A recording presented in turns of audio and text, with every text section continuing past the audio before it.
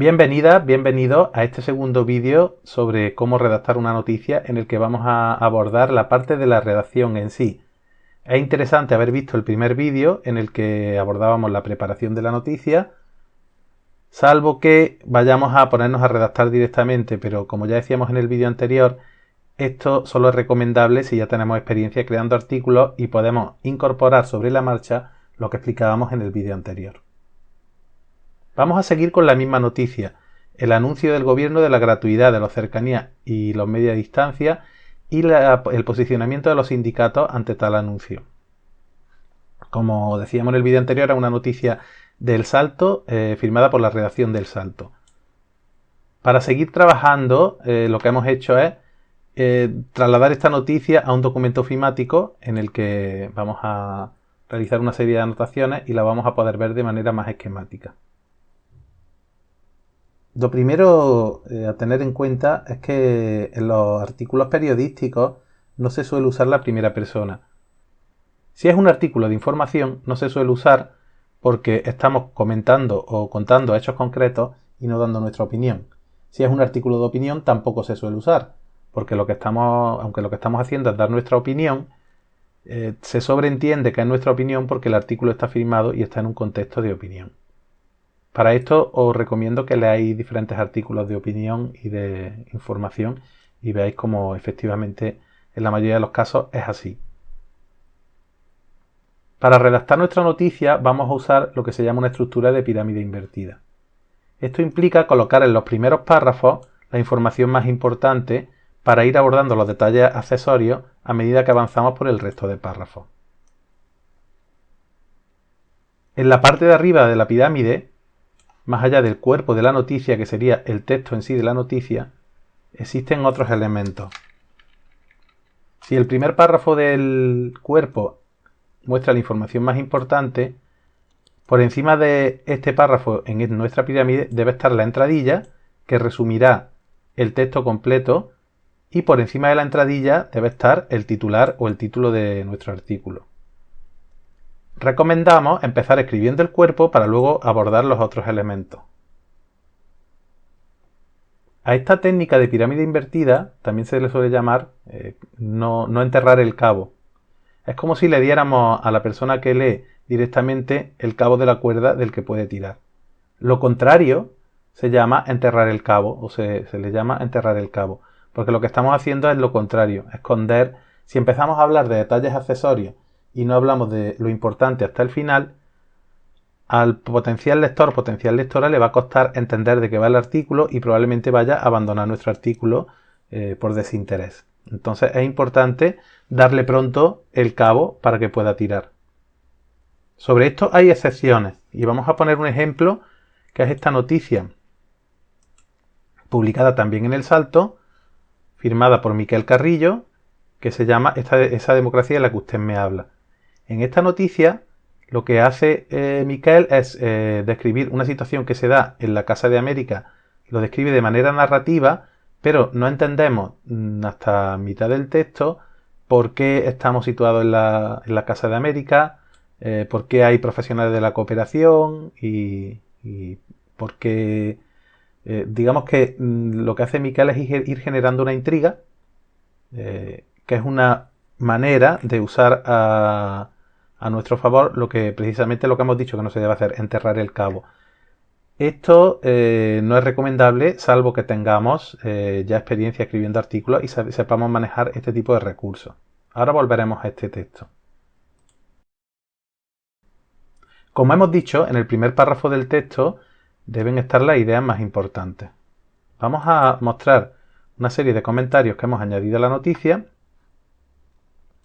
para ver que en el caso de la noticia que estamos manejando, en el primer párrafo tenemos una explicación general, en el segundo párrafo se explican las propuestas de los sindicatos para mejorar el servicio y las causas de que la medida no se puede aplicar correctamente solo con la gratuidad, y empieza abordando una declaración concreta de uno de los sindicatos, de la CGT. En el tercer párrafo habla del desmantelamiento de servicios mayoritarios frente a la alta velocidad, citando también a la CGT. En el siguiente párrafo nos muestra la opinión de comisiones obreras. También en este caso nos habla de no primar al ferrocarril sobre transporte público por carretera. Y en el ya último párrafo lo que aborda son citas concretas, o sea, ya va más todavía a lo concreto, ya no solamente explica el posicionamiento, sino que aborda ya citas, todo el último párrafo son citas, y al final cita concretamente una posible consecuencia si no se hace lo que los sindicatos dicen, siempre en la voz de los sindicatos. Esto es importante, nos va a llevar a otra parte que es importante al redactar, que es empezar fuerte y acabar fuerte. Si nos fijamos en este texto, la primera frase es una afirmación rotunda que dice: la gratuidad debe ir acompañada de una mejora del servicio. Esta frase, al principio del texto, es una afirmación rotunda en la que luego nos explica que este es el resumen del posicionamiento de los diferentes sindicatos y expertos que han valorado la medida. Podrían haberlo hecho al revés, haber usado un orden más lógico y haber dicho: los diferentes sindicatos y expertos piensan que la gratuidad debe venir acompañada de una mejora del servicio. Pero una manera de empezar fuerte es empezar afirmando, para generar una expectación a la que luego se le acompaña una explicación. Se invierte el orden para empezar fuerte. Y también termina fuerte. Termina con una afirmación muy rotunda de uno de los sindicatos que dice que si no se abordan estas medidas se corre el riesgo de dar un mal servicio gratuito y de crear una demanda inducida e innecesaria que colapse el servicio sin mejorar el resultado de disminución de vehículos en las carreteras. Vamos a volver un momento al texto de Miquel para poner otro ejemplo de este recurso de empezar fuerte y terminar fuerte. En el caso del texto de Miquel, arranca diciendo: en el auditorio de la Casa América de Madrid, lleno a abarrotar de diplomáticos y profesionales de la cooperación y las relaciones internacionales, Martín Caparrós soltó una de esas verdades que, de sencilla, caen como una lápida y retumban con estruendo. No sé qué contrato social vamos a rehacer, porque en América Latina nunca existió ninguno. El texto empieza con una afirmación muy tajante, totalmente descontextualizada, con lo cual se genera una fuerte intriga en el lector o la lectora del artículo. Es un comienzo bastante fuerte, el mismo recurso usado de manera bastante más agresiva. Si vemos el final del artículo, y termina el texto diciendo, hablando de una democracia que sí es la deseable y un pacto social que sí es el deseable en América Latina, y termina el texto diciendo: para esa democracia necesitamos una nueva cooperación internacional que apele a una ciudadanía libre y movilizada. Y el resto de políticas públicas, claro, ¿de qué estábamos hablando si no? Termina también muy fuerte con una pregunta retórica, precisamente haciendo hincapié en la coherencia de políticas, que se llama, en que las políticas públicas han de ir acordes con la cooperación. Es un inicio fuerte y un final fuerte, con mayor intensidad que en el ejemplo anterior.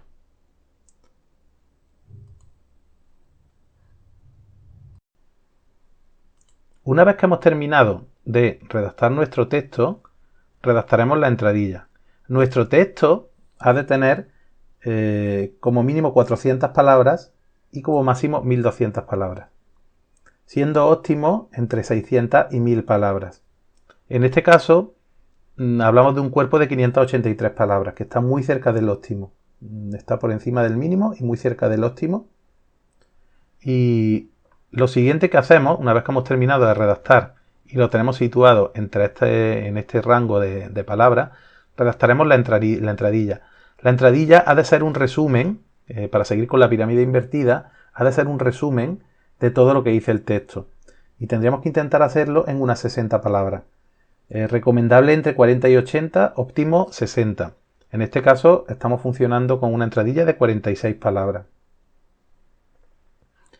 Por último, cuando ya hemos escrito la entradilla, escribimos el titular.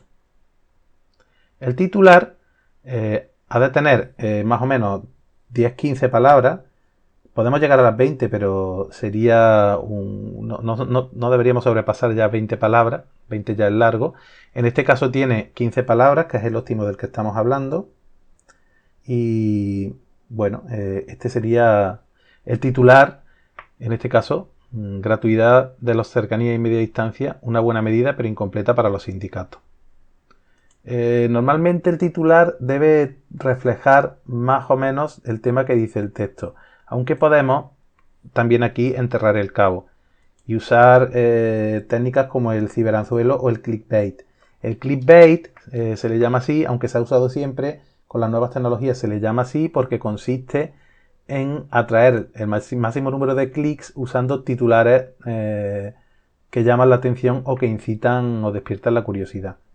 El clickbait funciona siempre y cuando al final acabemos dándole al lector o lectora potencial lo que realmente va buscando. Si al final no encuentra lo que quiere, el lector o la lectora no quedará satisfecho. En el caso, aquí volvemos a lo mismo. Podemos usar clickbait, pero primero deberíamos aprender lo convencional para luego empezar a usar recursos. La entradilla también se puede sustituir por uno o varios subtitulares, aunque yo personalmente prefiero la entradilla a los subtitulares. ¿Por qué se utiliza la pirámide invertida, empezando por un titular, siguiendo por una entradilla que es un resumen y luego párrafos de lo más importante a lo más accesorio?